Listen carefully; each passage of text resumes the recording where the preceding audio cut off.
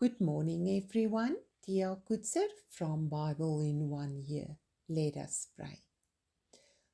Father, we thank you for a new day, a day full of promises, but also unknown risks and challenges. Grant us the wisdom and grace to live this day to the fullest and create the opportunity to witness to others about you, Father, your Son, Jesus Christ, as well as your love for us. We praise you. Amen. Yesterday we studied the miracle where Jesus fed 5,000 men and their families with 5 loaves of bread and 2 fish. Now we're going to read Mark chapter 5, verses 45 to 56. And in verse 45, we read the word that characterizes the Gospel of Mark, namely, it commences with the word immediately. The story is about Jesus sending his disciples in a boat ahead of him to the other side of the lake, to Bethsaida, whilst he remained behind to pray.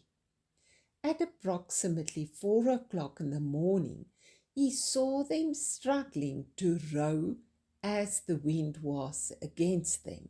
Then, another miracle. Jesus walked on the water towards them.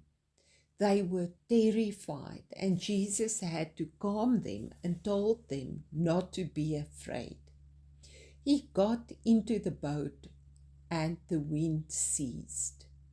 And then we read a strange statement in verse 52, namely that the hearts of the disciples became stone-like or hardened. Now the Greek word for hardened means to be rendered stupid or blind. In other words, they just could not take in any more miracles. It's kind of like their brain that stopped to function. It was just too much for them to fully grasp what was happening. And then, as if this was not already enough, we read in verse 53 to 56 that when they arrived on land, the word about Jesus spread in the countryside, and the people brought everyone who suffered from an illness into the marketplaces, and everywhere they heard that he was going. And verse 56 says that they all were healed. Jesus truly is the Son of God, and nothing is too great or big for him. Do you trust Jesus to bring healing upon all areas in your life where you need healing? He can also easily calm the storms in your life.